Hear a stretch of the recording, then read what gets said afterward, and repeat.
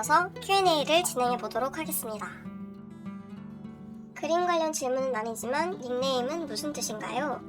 닉네임은 제가 예전에 바운스라는 노래를 되게 좋아했어서 바운스맨으로 임시 닉을 지어놨었는데 마땅한 닉네임이 생각나지 않아서 계속 쓰게 됐습니다. 그거를 이제 구 랩몬스터 현 RM님처럼 BM으로 줄인 겁니다. 원래부터 일러레를 지망하시고 어릴 때부터 일러레가 되기 위한 노력을 쭉 해오셨는지 궁금해요. 그리고 공부도 잘하셨는지 궁금합니다. 이 질문은 제가 저번 영상에서 답변을 드린 것 같은데 뒤에 이제 공부를 물어보셔가지고 공부는 왜 물어보시죠? 공부는 잘해본 역사가 없습니다.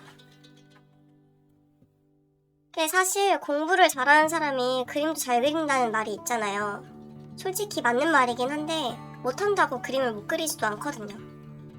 주먹구구식으로 제가 무식하게 공부를 해도 어떻게 되기는 되더라고요.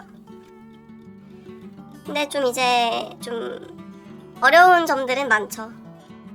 남들은 도구를 사용해서 바위를 깬다면 나는 계란 10,000개를 던져서 바위를 깨고 있는 그런 느낌이긴 하지만 뭐 어쨌든 과정이 중요할까요? 바위를 깼다면 된 겁니다.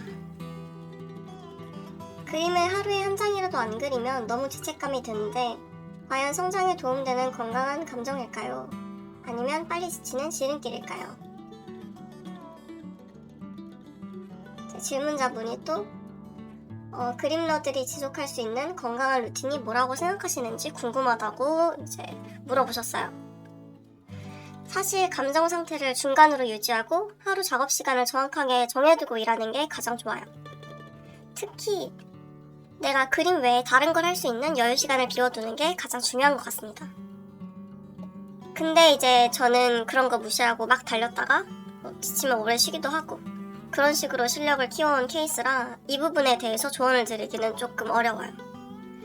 사실 지금도 제가 매일 자는 시간이랑 일어나는 시간이 다르거든요. 삘 받으면 막 밤새서 그림 그릴 때도 많고 그래가지고 조언할 입장은 아닌 것 같네요. 장기적으로 봤을 때 생활 패턴을 확실하게 정해두는 게 훨씬 좋아요. 안 그러면은 건강이 많이 망가져가지고. 그리고 너무 죄책감 가지지 마세요. 그렇게 마음의 부채를 좀 쌓다가 터지면은 아예 포기하고 안 할 수도 있거든요. 힘들면 쉬기도 하고 그러다 보면 다시 집중할 힘이 모이는 거니까 너무 스트레스 받지 마세요. 그리고 고졸일러레는 불이익이 있냐? 대학을 꼭 나와야 하나? 요런 학업에 관련된 질문이 많았는데요. 제가 좀 간단하게 말씀을 드리자면 취직을 한다면 대학을 나오는 게 조금 더 유리할 수 있고요. 프리랜서 일러레는 상관없습니다. 학원 개원을 한다든가 아니면 해외에 취직을 한다든가 하면은 4년제 졸업장이 필요하긴 하거든요. 어른들이 4년제 대학을 나오라는 말을 하는 거는 그런 것 때문일 거라고 저는 생각해요. 근데 사실 그림은 다른 인문계에 비해서 학업의 중요도가 그리 높지는 않거든요. 해외 취직 같은 경우에도 내가 스카웃을 당한 입장이면 그 회사에서 비자를 해결해주기 때문에 굳이 대학을 졸업하지 않아도 괜찮아요. 그리고 프리랜서 일러스트레이터 같은 경우에는 계약서 어디에도 이제 학업을 작성한 란이 없기 때문에 클라이언트가 내 학력을 알 길이 없어요. 그냥 실력이 깡패라고 생각하시면 될 것 같아요. 저는 이미 대학을 나온 입장이고 고졸 일러레의 고충을 말씀드리기는 좀 어려워요. 근데 대학 안 나오고 취직하신 분들도 되게 많고요. 잘 그리기만 하면은 사실 아무런 문제가 생기지 않거든요. 또 반대로 학력이 좋아도 내가 그림을 못 그린다면 또 아무것도 안 되겠죠. 말하고 보니까 이제 학력은 있으면 좋지만 없다고 해서 크게 지장이 있는 것 같진 않네요. 그리고 대학에서 대단한 걸 가르쳐주진 않습니다. 만화인이과에 가셔도 보통 연출이나 프로그램 사용법 같은 걸 가르쳐주지 그림에 대해서는 가르쳐주지 않기 때문에 자기 그림은 이제 지 알아서 그려야 하는 거죠. 그래서 제가 대학을 처음 이제 갔을 때는 좀 실망하기도 했었던 것 같아요. 왜냐면 저는 사실 만화인이과에 입학을 해서 들어가긴 했지만 저는 그림을 그리는 게 좋았어서 만화를 그리는 일이나 애니메이션을 만드는 것에는 크게 관심이 없었거든요. 그래서 저는 게임 일러스트 가르쳐주는 학원에서 배웠던 것들이 훨씬 저에게 도움이 많이 됐었어요. MBTI가 어떻게 되시나요? MBTI는 그때그때 다르게 나와요. 저는 ISTP, INTP, INFP 번갈아 가면서 나오고요. 방금 해봤더니 INTP가 나오네요. BM님, 그림 발전 영상 느낌으로 예전 그림이랑 요즘 그림 넣어서 유튜브 영상 하나 올려주세요. 이렇게 질문을 주셨는데 제가 이게 진짜 너무 좋은 아이디어고 진짜 하고 싶거든요. 근데 20대 초반에 제가 하드를 싹 날려가지고 그림을 다 잃어버렸어요. 그래서 이거를 하려면 몇 년이 더 지나야 할 것 같습니다. 이때까지 작업하신 표지 일러스트를 따로 모아둔 사이트가 있으실까요? 없다면 만들 계획이 있으실까요? 사실 표지 일러는 그렇게 제가 작업한 양이 많지 않아요. 그리고 다 너무 옛날 그림이고 제가 또 그 중에서 잘 나온 거는 트위터에 올려놨거든요. 그래서 너무 이제 창피하고 못 그려가지고 못 올릴 것 같습니다.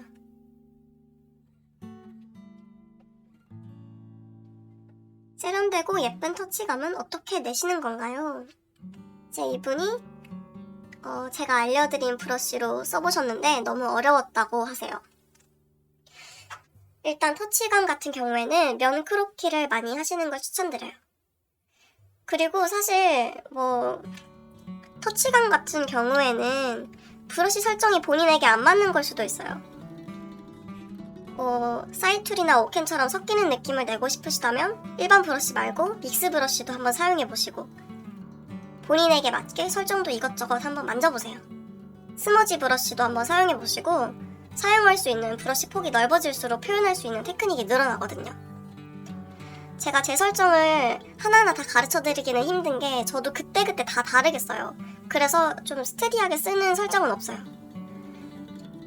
그리고 그대로 따라하는 것도 이제 추천을 안 드리는 게 왜냐면은 우리가 수작업으로 그림을 그릴 때 누구는 색연필로 그리고 누구는 유화로 그리고 누구는 포스터 물감 쓰고 각자 편하게 쓸 수 있는 도구가 다 다르잖아요.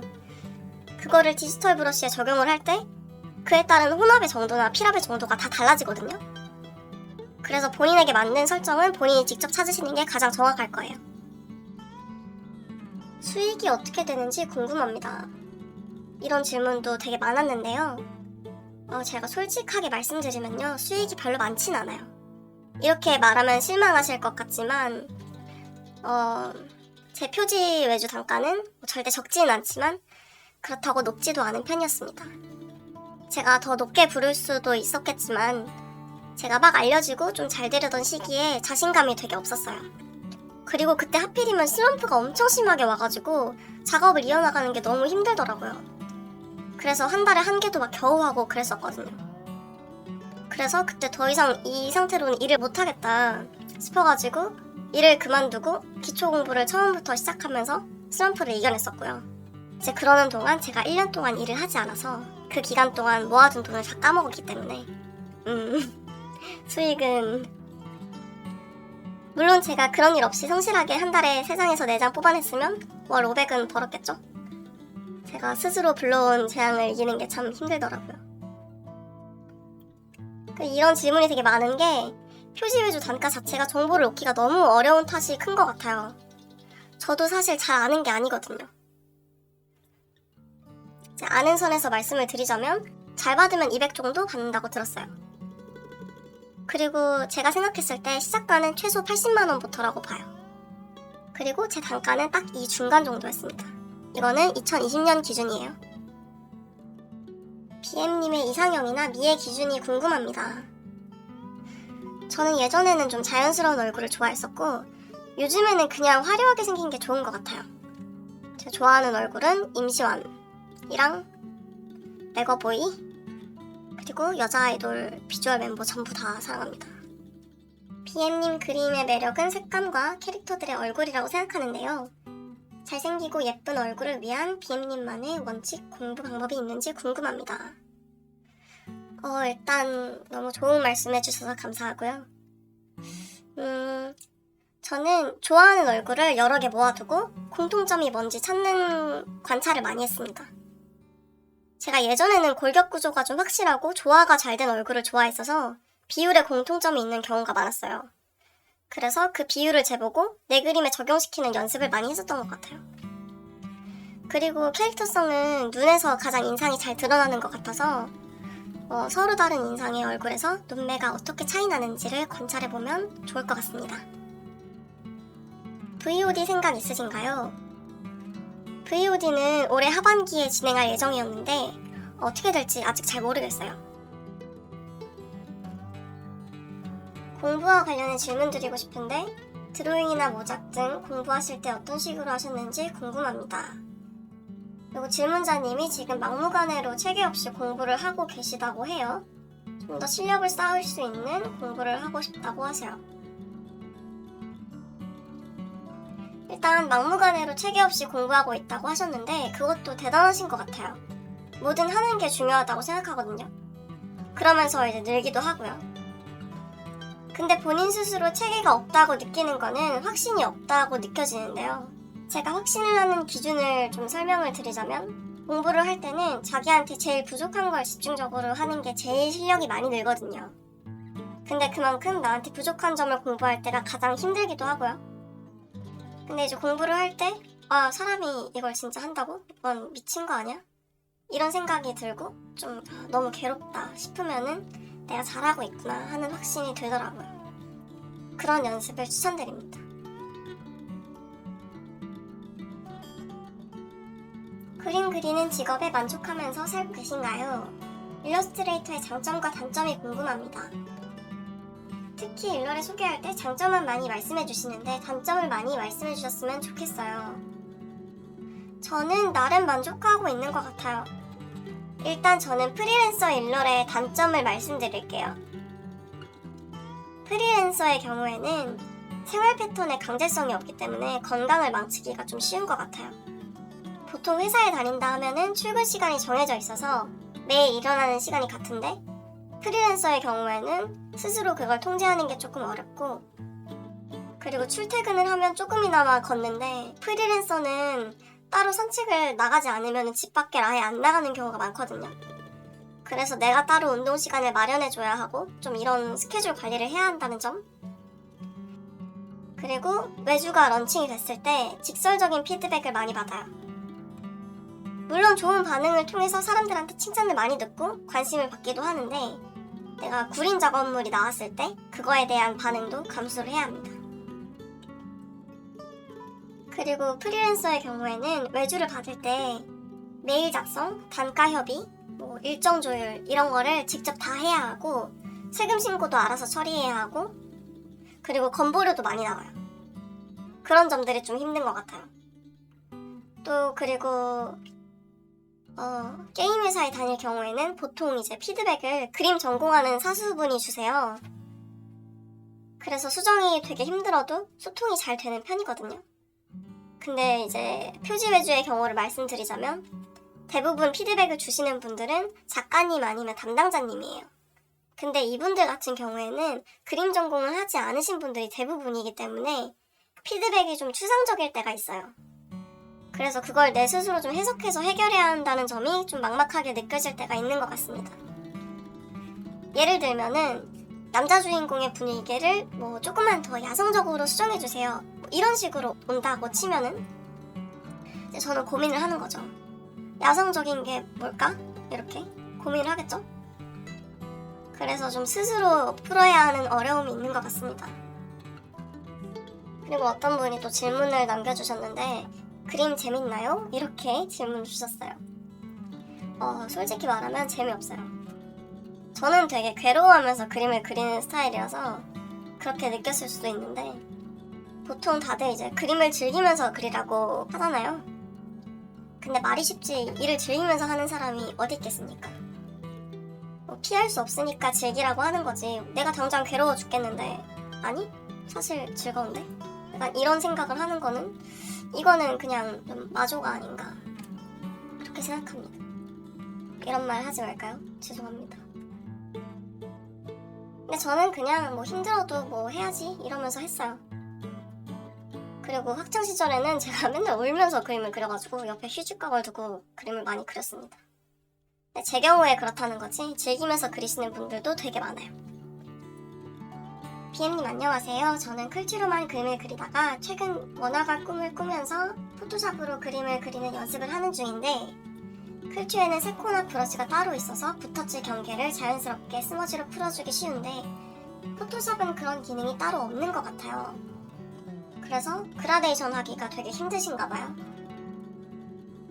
다른 작가님들 작업 과정을 보면 스포이드로 색을 하나하나 찍어서 그라데이션을 만드시던데 포토샵은 이런 방법밖에 없는 걸까요?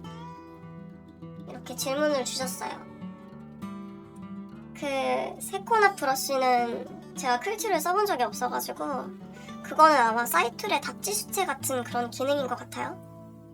근데 제가 예전에 트위터에도 한번 브러쉬 추천 글을 올리면서 올렸던 내용인데 포토샵에 손가락 툴이 있어요. 근데 이 손가락 툴용 브러쉬가 또 따로 있거든요. 그래서 그걸 사용하시면 스머지 효과를 주실 수 있습니다.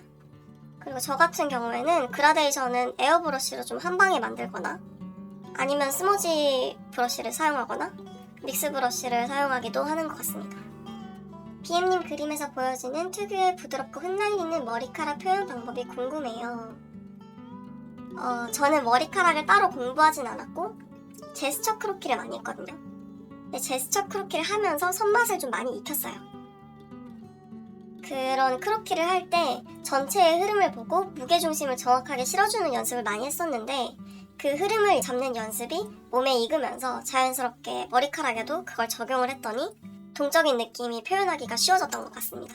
그래서 머리카락을 따로 연습하는 것도 도움이 많이 되겠지만 저는 그 전에 먼저 제스처 크로키를 많이 하시는 걸 추천드려요. 페잉에 올라온 질문은 여기까지고요. 좋은 말씀 많이 남겨주셔서 정말 감사해요. 다음에 또 기회가 있으면 다시 Q&A 하는 시간을 마련해 보겠습니다.